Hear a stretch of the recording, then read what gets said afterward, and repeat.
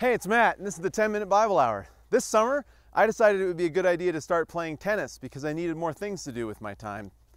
So I got my friend Jamie over here, who's pretty good at tennis, and we started playing when there wasn't so much snow on the ground. And it was pretty fun, except I'm terrible because it's really hard to hit the tennis ball when it's moving fast into the in part of the court. But I tell you what I'm good at is hitting it into that net part of the court. In fact, exceptionally good at hitting it into that net part. And so when I played with Jamie, he would always say, hey man, you're gonna find your groove, just keep hitting it again and again, it'll work, right? Check. But I have this other friend named Shelby, and the first time he saw my swing, he said more or less, you're terrible, you need to stop what you're doing and change everything. He's a lot nicer than that, he didn't say it just like that. But the point is, what's a guy to do? Because those are two completely different schools of thought in general from the world of advice. One is saying, hey, if at first you don't succeed, try again, brother.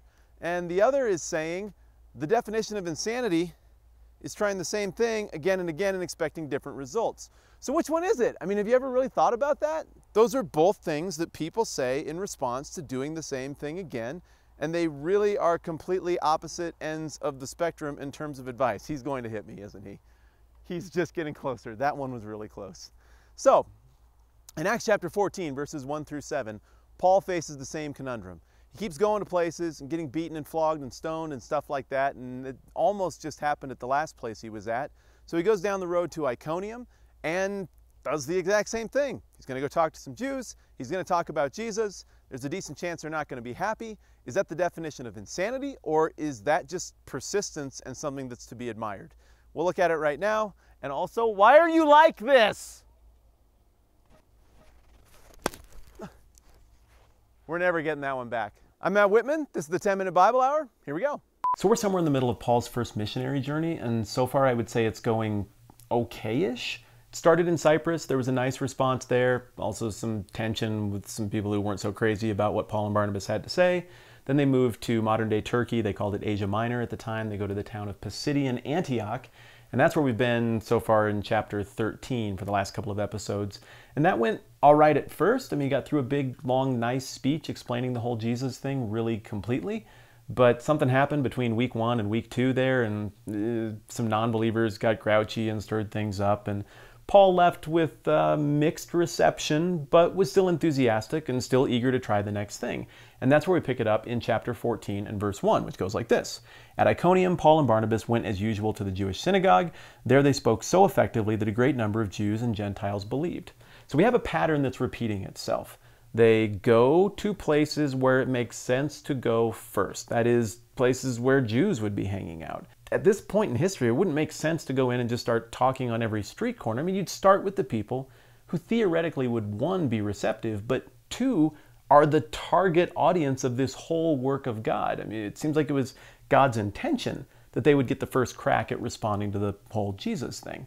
So they go to the synagogues, just like they did in the last place and the place before that, and the reception is mixed, just like in the last place and the place before that, and some people respond. And here we see that it's not just Jews, but also some Gentiles believe and are excited about this thing. Now the attentive reader should be wondering if this is going to take a turn for the worse, just like it has in other places. Verse 2.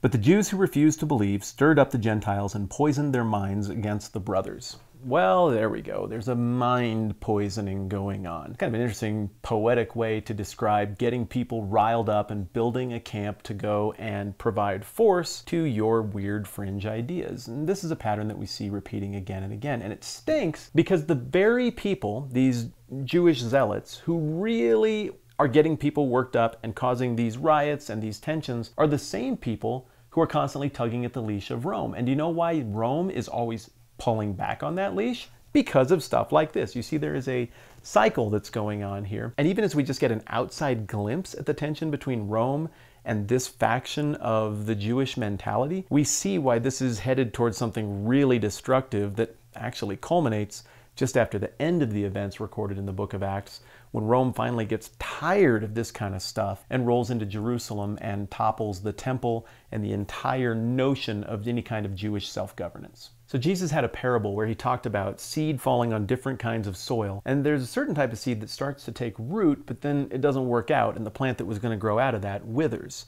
And if we take that and we look at a lot of these stories, then we find ourselves at pivotal moments like this in an anecdote wondering, well, is this going to be a seed that really takes root and grows into something good? Or is this poisoning action going to disrupt the whole thing and kill the plant? So verse 3, we start to get some answers.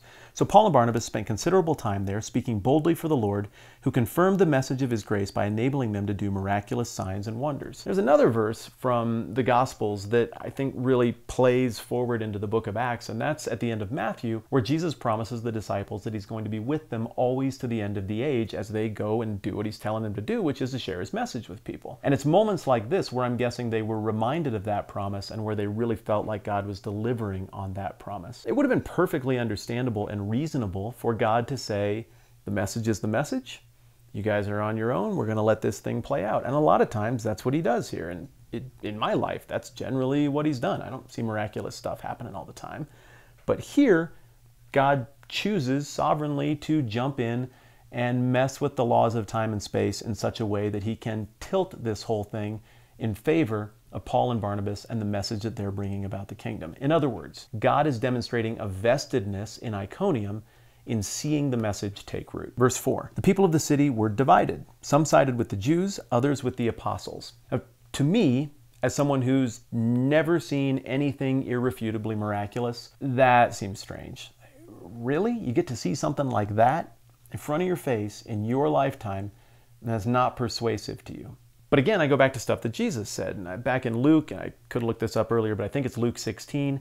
He has this parable or a story maybe about this guy named Lazarus who dies and then he goes to heaven. And there's this rich guy who had been horrible to him when they were both alive, and he dies and goes to face punishment.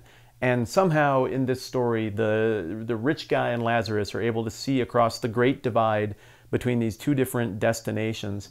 And the rich guy wants Lazarus to go back or to send some emissaries back to warn his still living brothers that the whole thing is real and you better get things squared away with God and don't mistreat poor people outside the gates or whatever it might be. And there's a pretty significant moment there where the heaven side of the conversation answers this rich man and says, look, even if somebody came back from the dead, you wouldn't believe. And I've always thought that was kind of a condemnation just of that guy. But really, the more I think about it, it's an observation about humanity in general. We are very given to cognitive bias. We see what we want to see. We connect the dots the way we want to.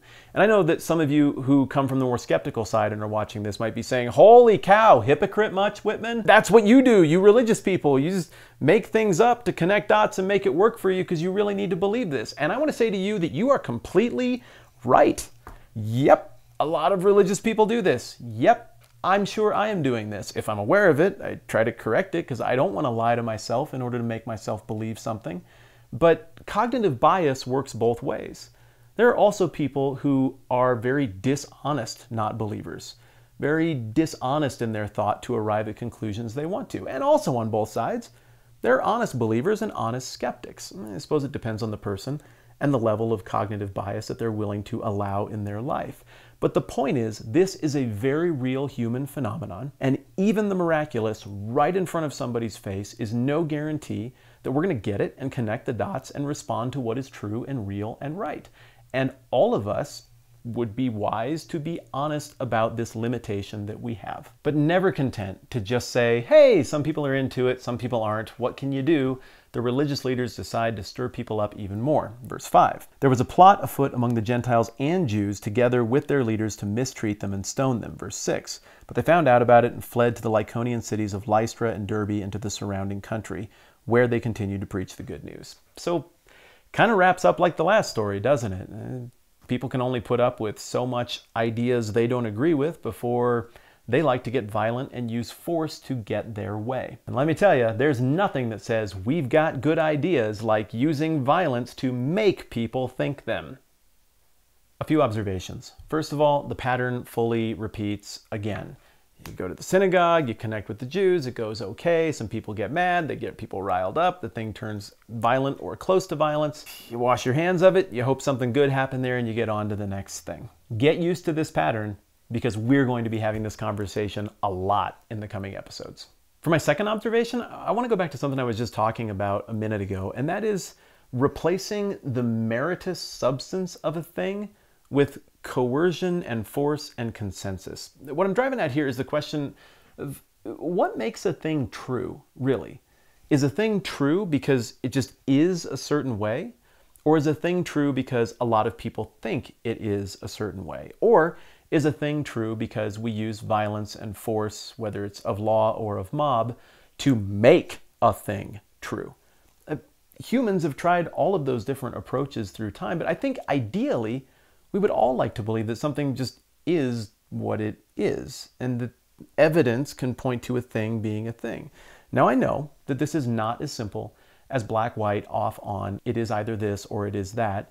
This is a complicated thing. You're talking about belief in God and then a subset of that belief in God, and whether you acknowledge that this guy, Jesus, is God become man, or whether you reject that altogether and just believe in the old part of that religion but not in the new part. I mean, I get it. It's complicated. But what I have a serious problem with is just pitching the entire process where you go for the honesty thing and replacing it with the I don't know why you're wrong, but I'm pretty sure you're wrong, and I'm going to engage in violence and manipulation and mob force until I get my way, and then that will be what is true. It's ugly when people who don't in any way express a value of altruism or belief in something higher behave like that.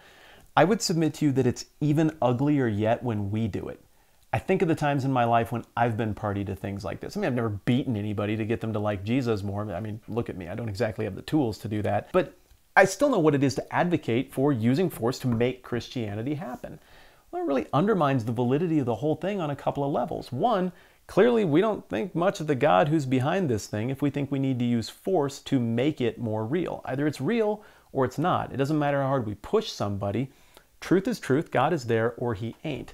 But on the second level, it's just not compatible at all with what Jesus says about loving people and what it is to show grace to people. Like, either the message of communicating the gospel about Jesus and his grace is gracious and loving, or it kind of really hasn't even been communicated. So it's ugly that this stuff happens here. It's uglier yet, I think, when we have employed these kind of tactics in history. And I think even looking at the other side in this passage is kind of a cautionary warning for people who would identify as theists or believers not to do things like this to make their points. Last observation, and this is a quick one. This is clunky, isn't it? I mean, if this were something that I was just going to draft up as a human and that I were going to make happen a certain way, I would make it so smooth. I'd make it the kind of thing where you just advertised it or put up a bulletin somewhere or it just went viral and suddenly everybody just believed in Jesus and it just came out of nowhere and it was great and there was no friction or difficulty at all. But what this smacks of is honest. This smacks of history and truth. I get that a skeptic will look at this and say, maybe they went to this town, maybe they had these conversations. I don't buy the miracle stuff. Okay, agree to disagree. I think it probably happened. I have reasons for that. I'm not going to get into all of them now.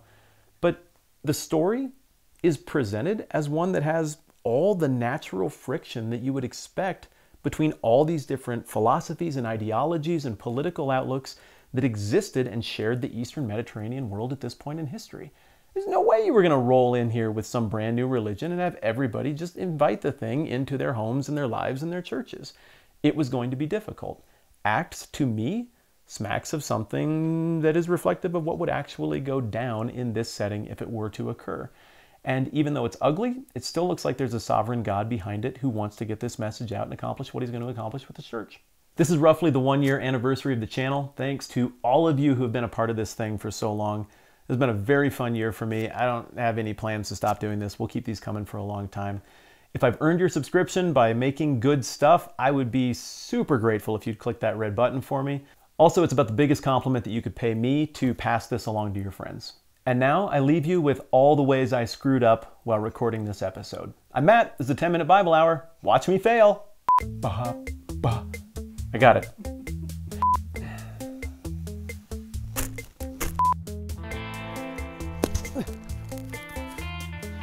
We're playing tennis, Jamie! I got that!